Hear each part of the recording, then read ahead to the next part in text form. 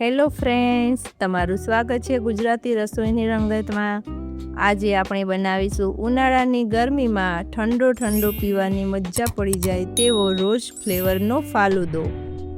આ ફાલુદો બજાર કરતાં એકદમ ઓછા ખર્ચમાં અને ઓછી મહેનતમાં બનીને તૈયાર થશે।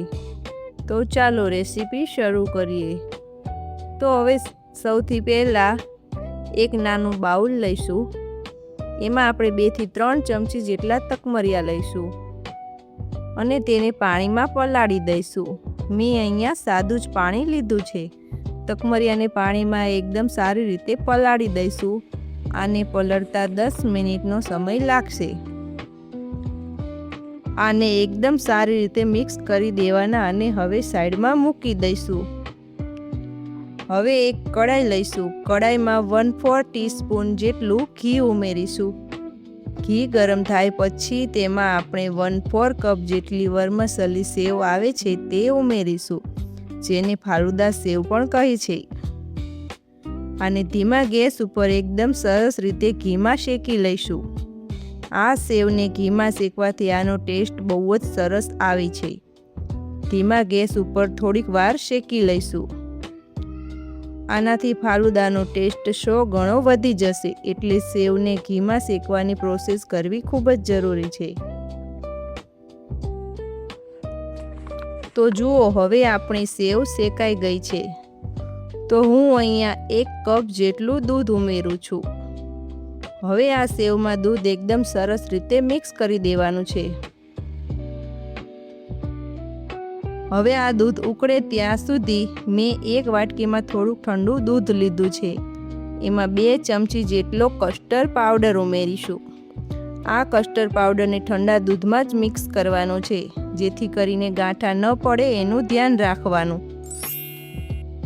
આ પાવડર ઠંડા દૂધમાં એકદમ સરસ રીતે ઓગળી જશે। તો જુઓ, આ કસ્ટર્ડ પાવડર એકદમ સરસ રીતે ઓગળી ગયો છે।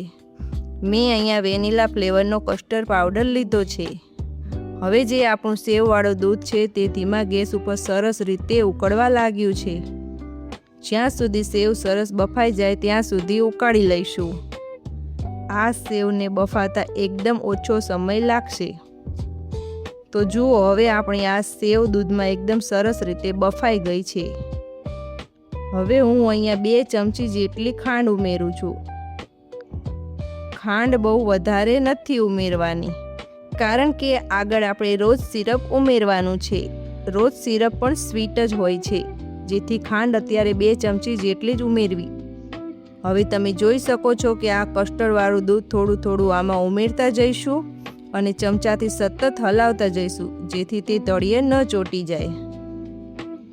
આ દૂધ ઉમેરવાથી આપણું સેવવાળું દૂધ એકદમ સરસ રીતે કટ થઈ જશે।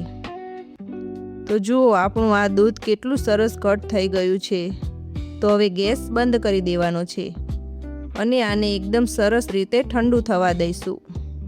હવે મેં અહીંયા એક મિક્સર જાર લીધું છે। એમાં આપણે અડધા કપ જેટલું દૂધ ઉમેરીશું। હવે આમાં 2 થી 3 ચમચી જેટલું રોઝ સિરપ ઉમેરી દઈશું। હવે હું અહીંયા 1 ચમચી જેટલો વેનીલા આઈસ્ક્રીમ ઉમેરું છું। હવે આને ઢાંકણ બંધ કરીને મિક્સરમાં પલ્સ મોડ પર મિક્સ કરી લઈશું। તો હવે આ 2 ગ્લાસ જેટલો ફાલુદો તૈયાર કરી લઈશું। તો મેં અહીંયા 2 ગ્લાસ લીધા છે। સૌથી પહેલાં આપણે જે તકમરિયા પલાળીને રાખ્યા હતા તે એકદમ સરસ રીતે પલળી ગયા છે। હવે બંને ગ્લાસમાં 1 ચમચી જેટલા તકમરિયા ઉમેરી દઈશું। હવે જે આપણે ફાલુદા સેવ બનાવીને રાખી હતી તે આમાં 2 ચમચી જેટલી ઉમેરી દઈશું। હવે મેં અહીંયા રોઝ સિરપ લીધું છે, તે પણ 2 ચમચી જેટલું ઉમેરી દઈશું।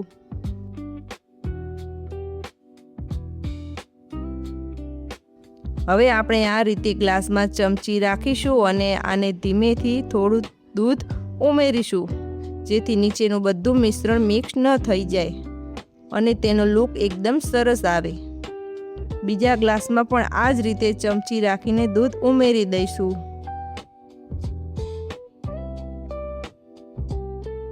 હવે દૂધ ઉમેર્યા પછી આપણે ફરી 1 ચમચી જેટલા તકમરિયા ઉમેરીશું। હવે જે સેવ બનાવીને રાખી હતી તે પણ 2 ચમચી ઉમેરી દઈશું।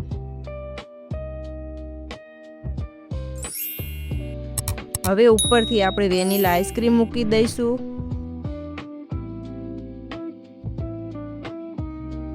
હવે ઉપરથી થોડું રોઝ સિરપ ઉમેરી દઈશું.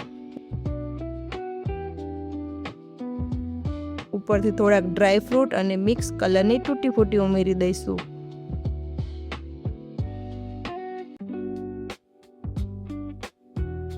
તો તૈયાર છે આપણો રોઝ ફ્લેવરનો ફાલુદો. બજાર કરતાં એકદમ ઓછા ખર્ચમાં અને ઓછી મહેનતમાં બનીને તૈયાર છે. તમે પણ એકવાર આ રીતે ઘરે જરૂરથી ટ્રાય કરજો. તમને મારી આ ફાલુદાની રેસીપી કેવી લાગી તે કમેન્ટમાં જરૂરથી જણાવજો. હજી સુધી મારી ચેનલને સબસ્ક્રાઈબ ના કરી હોય તો સબસ્ક્રાઈબ કરજો. બાજુમાં રહેલું બેલ આઇકન દબાવજો. તો ફરી મળીએ નવી રેસીપી સાથે. ત્યાં સુધી બાય બાય. જય શ્રી કૃષ્ણ. જય માતાજી.